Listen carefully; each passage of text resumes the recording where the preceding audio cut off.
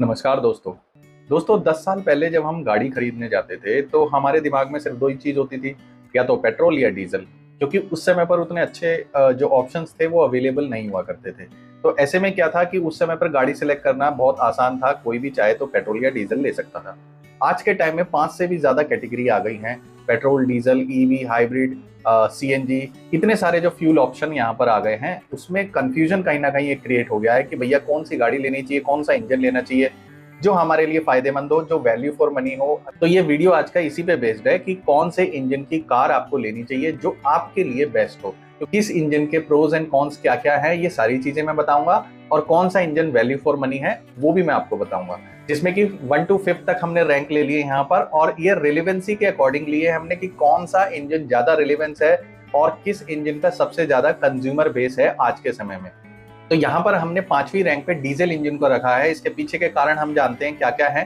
देखिए, सबसे पहले तो मैं आपको बता दूं डीजल इंजन की खासियतें क्या है। डीजल इंजन के पास मोर टॉर्क, मोर पावर होता है, माइलेज काफी अच्छा देते हैं, और डीजल थोड़ा सस्ता भी है प्राइसेस के अंदर देखा जाए तो। और ये काफी अच्छा इसमें पावर आउटपुट आपको मिल जाता है। पर यहीं पर मैं बता दूं आपको, तो भैया डीजल इंजन की गाड़ियां भारत सरकार भी नहीं चाहती कि बनाई जाए, आप खुद ही देख लीजिए। जनरेटर सेट से लेकर डीजल कंजम्पशन करने वाली हर इंजन पर 10% ये पोल्यूशन टैक्स एडिशनल जीएसटी बढ़ाने के बारे में जरूर मैं फाइनेंस मिनिस्टर को इस बात के लिए अनुरोध करूंगा।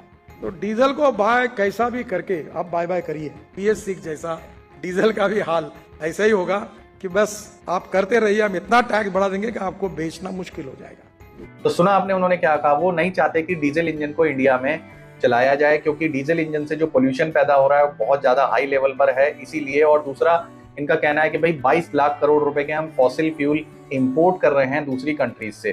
तो इसकी वजह से ये ज्यादा से ज्यादा चाहते हैं ईवी और हाइब्रिड पे शिफ्टिंग करी जाए, ज्यादा से ज्यादा व्हीकल्स। तो यहाँ पर देखा जाए तो डीजल इंजन की खासियतें तो काफी सारी हैं, पर यहाँ पर डीजल इंजन के अब डीमेरिट्स निकल करके सामने आ रहे हैं। वो ये है कि भाई सरकार अगर नहीं चाहती तो हम चाह करके भी वो चीज नहीं कर सकते।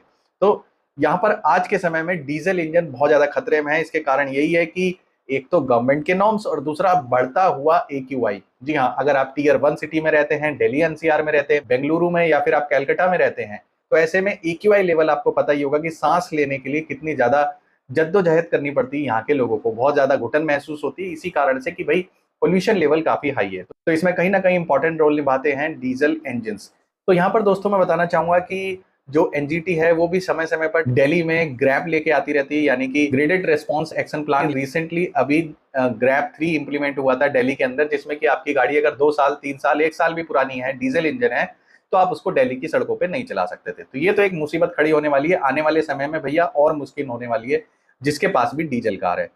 और इसी के साथ मैं बताना चाहूंगा कि छोटे डीजल इंजन जो थे, कंपनी धीरे धीरे डिसकंटिन्यू करती जा रही है। तो छोटे इंजन जैसे कि स्विफ्ट में आता था मारुति की तरफ से, टाटा की टियागो में आता था, तो ये सभी डीजल इंजन डिसकंटिन्यू कर दिए गए। कारण इसके पीछे यही रहा, एक तो गवर्नमेंट का स्ट्रिक्ट रूल्स के चलते, और इसी के साथ साथ जो BS6 फेज 2 के नॉर्म्स थे, वो ऑटोमोबाइल कंपनीज को उसको मैच कराने के लिए जो है काफी जद्दोजहद करनी पड़ रही थी। क्योंकि डीजल इंजन को अगर BS6 फेज 2 में निकाला जाएगा तो काफी एक्सपेंसिव हो जाएंगे। अब एक 5 लाख, 5.5 लाख की कार अगर 8 से 9 लाख रुपए में मिले तो उसका कोई सेंस बनता नहीं है, फिर आप ना ही उस कार को खरीदेंगे।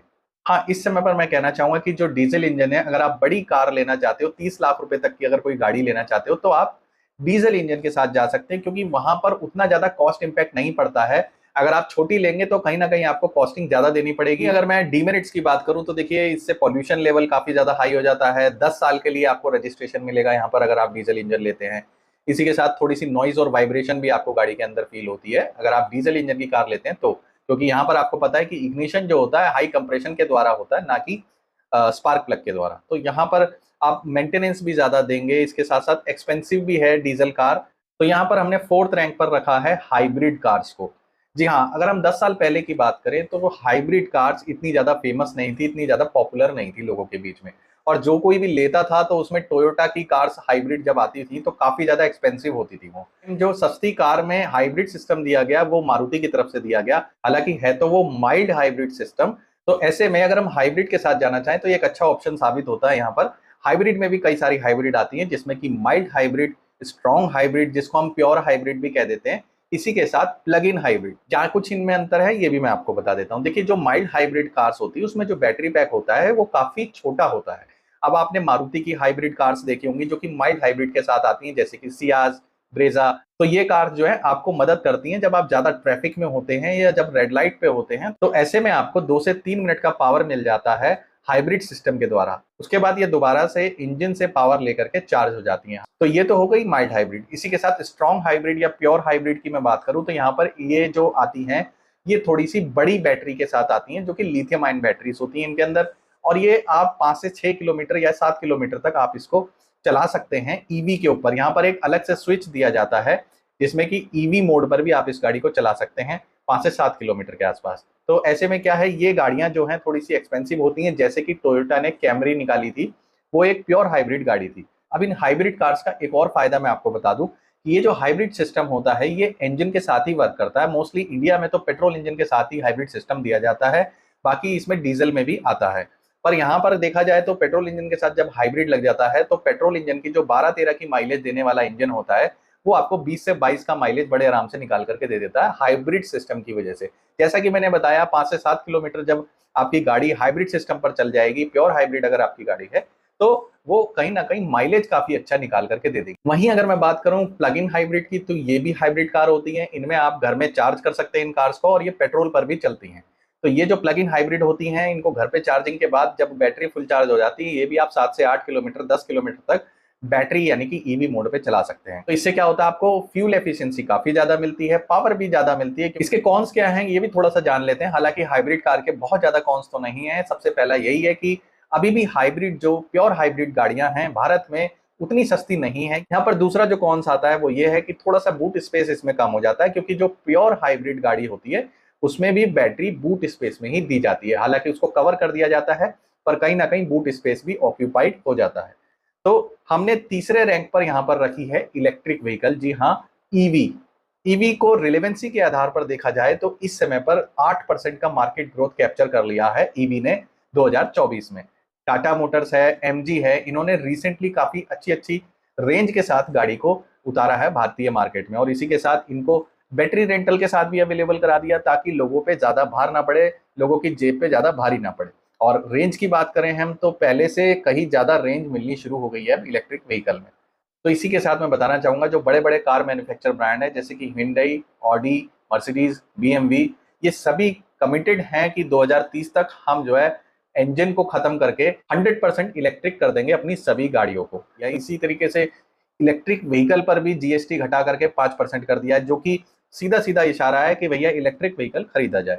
अब वैसे तो देखा जाए मैंने आपको सारे फायदे इसके गिना दिए, फिर भी मैं और बता देता हूं कि एक तो जीएसटी पर छूट मिल रही है इलेक्ट्रिक व्हीकल पर, पॉल्यूशन फ्री है, साइलेंट इसका ऑपरेशन है, और क्लच का भी कोई रिक्वायरमेंट नहीं है। फास्ट चार्जिंग को आज की गाड़ियां सपोर्ट करने लगी हैं। लाइफ टाइम वारंटी मिलने लगी है बैटरीज के ऊपर, कहीं कहीं पर 8 साल 1,60,000 किलोमीटर की बैटरी पे वारंटी मिल रही है। और बताना चाहूंगा कि पेट्रोल गाड़ी के मुकाबले इलेक्ट्रिक व्हीकल की कीमत अब सिमिलर कर दी जा रही है, धीरे धीरे आप देख ही रहे हैं, जिसका सबसे पहले इनिशिएटिव टाटा मोटर्स ले रहा है। देखा होगा आपने नेक्सॉन जो EV45 लॉन्च करी है वो पेट्रोल व्हीकल यानी कि पेट्रोल नेक्सॉन वेरिएंट के बराबर ही उसके लगभग प्राइसिंग रखे हुए हैं, जिससे कि जो अब लोगों का परसेप्शन था कि भाई ईवी महंगी होती है, अभी लेने में फायदा नहीं है, वो परसेप्शन, वो भ्रम टूट सके। हमारे भारत में लगभग 46% लोग जो हैं हैचबैक कार को प्रेफरेंस देते हैं, जो कि 7 लाख रुपए तक की रेंज में आती है।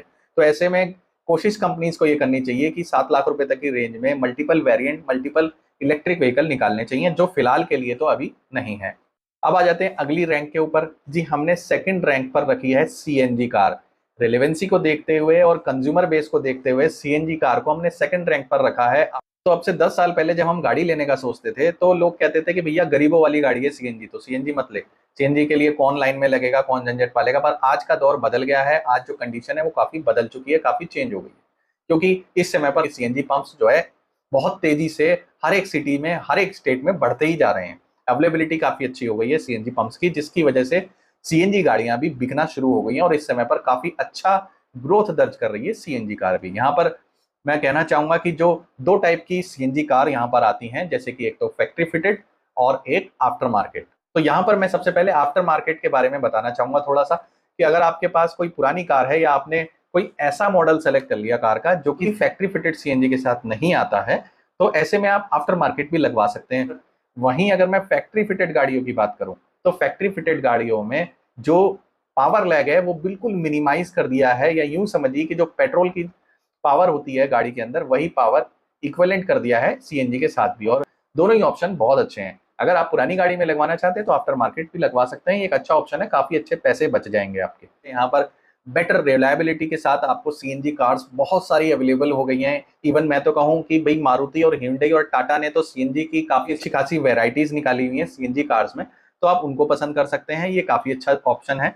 और इसी के साथ मैं बताऊंगा माइलेज बड़ा अच्छा मिलेगा आपको सीएनजी में, 34-35 का माइलेज हैचबैक कार्स में बड़ी आराम से मिल जाता है। रनिंग कॉस्ट काफी कम हो जाती है, मेंटेनेंस कोई अलग से नहीं लगता है, जो पेट्रोल में सर्विस होती है वही सीएनजी कार में भी सर्विस होती है। अगर आप कॉस्ट इसका रिकवर करना चाहते हैं तो अगर आपकी रनिंग अच्छी खासी है, 1500 किलोमीटर भी आप महीने की गाड़ी चला लेते हैं, तो आप 4 से 5 साल में आराम से व्हीकल की कॉस्ट रिकवर कर लेंगे।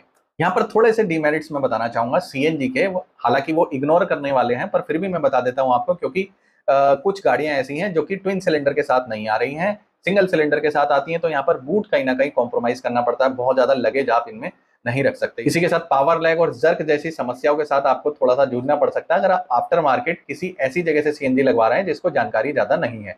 इसी के साथ सीएनजी अवेलेबिलिटी उतनी नहीं है। अगर हिल्स पे मैं बात करूं, और हिल्स पर पावर भी कम हो जाती है सीएनजी की, तो पेट्रोल ही कारगर हो पाता है हिल्स के ऊपर। पर जब आपको हिल्स से नीचे उतरना होता है तो हम क्या करते हैं, सीएनजी मोड पे ले आते हैं, क्योंकि ज्यादा पावर की रिक्वायरमेंट तो होती नहीं है हिल्स से जब हम नीचे उतरते हैं, तो ऐसे में भी बेनिफिशियल है, पर कहीं ना कहीं थोड़ा सा हिल्स के ऊपर इश्यूज आते हैं। फाइनली मैं बता दूं नंबर 1 पर है आज भी पेट्रोल कार, क्योंकि जो ओवरऑल मार्केट है उसमें लगभग 46% का मार्केट शेयर अभी भी पेट्रोल गाड़ियों ने कब्जाया हुआ है।